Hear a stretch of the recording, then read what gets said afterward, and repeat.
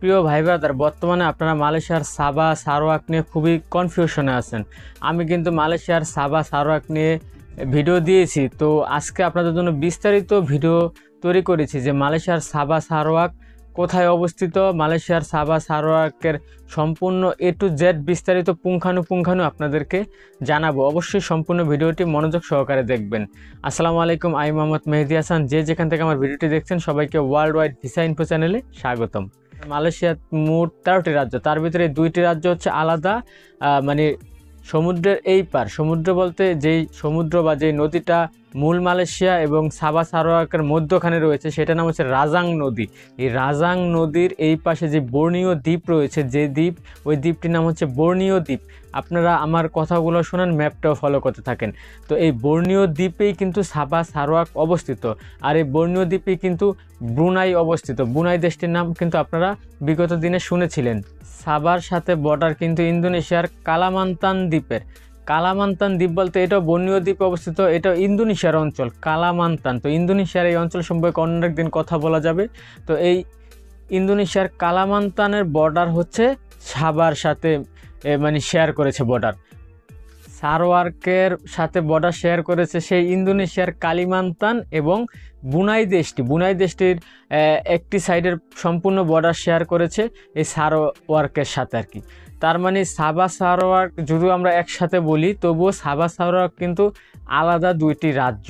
সাবা থেকে সারোয়াক যেতে বা সারোয়াক থেকে সাবাতে আসতে কোনো সমস্যা নেই, গাড়ি বাস আপনি যে কোনোভাবেই চলাচল করতে পারবেন। কিন্তু মালয়েশিয়ার মূল ভূখণ্ডে যেতে হলে আপনাকে অবশ্যই বিমানে চড়ে যেতে হবে। আপনি কিন্তু বাসে বা গাড়িতে করে যেতে পারবেন না। রিসেন্টলি একটা পাঠা বলবো, ওই পাঠাটা আমার একটা ভিডিওতে কমেন্টস করছে আমি নাকি মিথ্যা কথা বলছি, বাসে করে নাকি মূল ভূখণ্ড থেকে সারোয়াকে যাওয়া যায়। ওই মুরুক্ষটাকে তারপর আমি কমেন্টসে বলছিলাম যে তুই ম্যাপ দেখ। তো যাই হোক, এখন বিষয়টা হচ্ছে আগে একটা বিষয় সম্পর্কে জানবেন, বুঝবেন, তারপর একটা মানুষের উল্টাপাল্টা কথা বলবেন, ঠিক আছে? মালয়েশিয়ার সবচাইতে বড় রাজ্য হচ্ছে সারোয়াক। 1,24,450 বর্গ কিলোমিটার আয়তন, মানে একটা রাজ্যের আয়তন। আপনি ভাবতে পারছেন? মানে এটাই কিন্তু মালয়েশিয়ার সবচাইতে বৃহত্তম রাজ্য। আর সাবা রাজ্যটির আয়তন হচ্ছে 73,904 বর্গ কিলোমিটার, যেটা আবার দ্বিতীয় বৃহত্তম রাজ্য। তার মানে মালয়েশিয়ার সবচাইতে বড় রাজ্য 2টি হচ্ছে এই সাবা সারোয়াক, যেটা অনেকে জানতো না। অনেকে ভাবতো জোহর বারু সবচাইতে বড়, অনেকে ভাবতো সেলিঙ্গর সবচাইতে বড়, ঠিক আছে? আসলে না ভাই, জানার শেষ নেই, শিখারও শেষ নেই। জানবেন, যতদিন বাঁচবেন অতদিন খালি জানবেন। আমি নিজেও শিখতে এবং মানুষকে শিখাতে পছন্দ করি। তো যাই হোক, এখন বিষয়টা হচ্ছে কি যে এই সাবা সারোয়াক আমাদের দেশ থেকে কর্মীরা আগে পরে তেমন একটা গেছে কিনা শোনা যায়নি। হ্যাঁ ভাই, আগে পরে গিয়েছে কিন্তু খুব কম।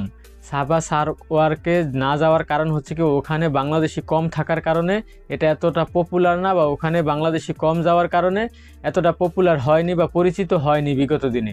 তো এই সাবা সারোয়াকে কিন্তু বিগত দিনেও বাংলাদেশি ভাইয়েরা গিয়েছিল।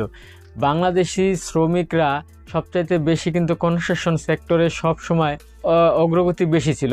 তো সাবা সারোয়াকেও কিন্তু বাংলাদেশি শ্রমিক ভাইয়েরা গিয়েছিল বিগত দিনে, কিন্তু এটা এতটা পরিচিতি লাভ পায় নাই, হয়তো বা তখন সোশ্যাল মিডিয়া এতটা আমাদের দেশের ক্ষেত্রে অগ্রসর ছিল না। তো এখন আপনি সাবা সারোয়াক যাবেন কিনা সেটা হচ্ছে একান্ত আপনার ব্যক্তিগত ব্যাপার।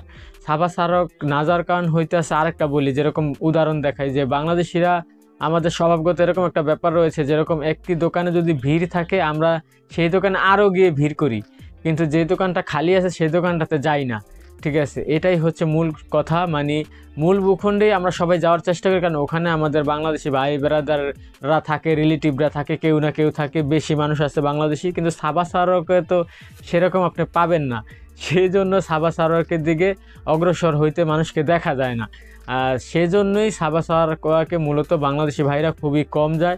বিশেষ করে সাবা সারোয়াকে দেখা যায় অনেকে চিন্তা করে ওখানে কেউ নাই, আত্মীয় স্বজন নাই, বাংলাদেশি খুব কম আছে, মানে কী কারণে যাই, এরকম একটা কনফিউশনে থাকেন। তবে আমি কাউকে কিন্তু সাবা সারোয়াক যাওয়ার জন্য উৎসাহ বা সাজেস্ট করছি না।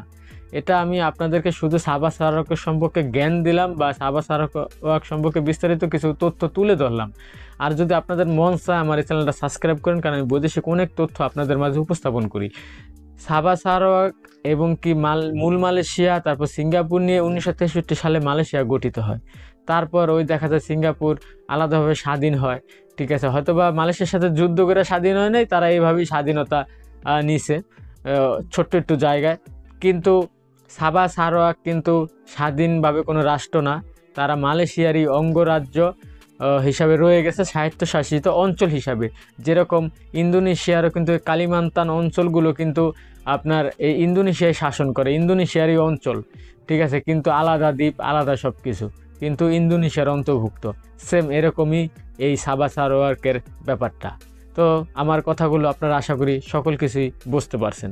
আর যদি কোনো প্রশ্ন থাকে অবশ্যই আমার কমেন্ট বক্সটি খোলা আছে, আপনারা আমাকে প্রশ্ন করবেন, আপনাদেরকে আমি সর্বদাই উত্তর দেওয়ার চেষ্টা করব।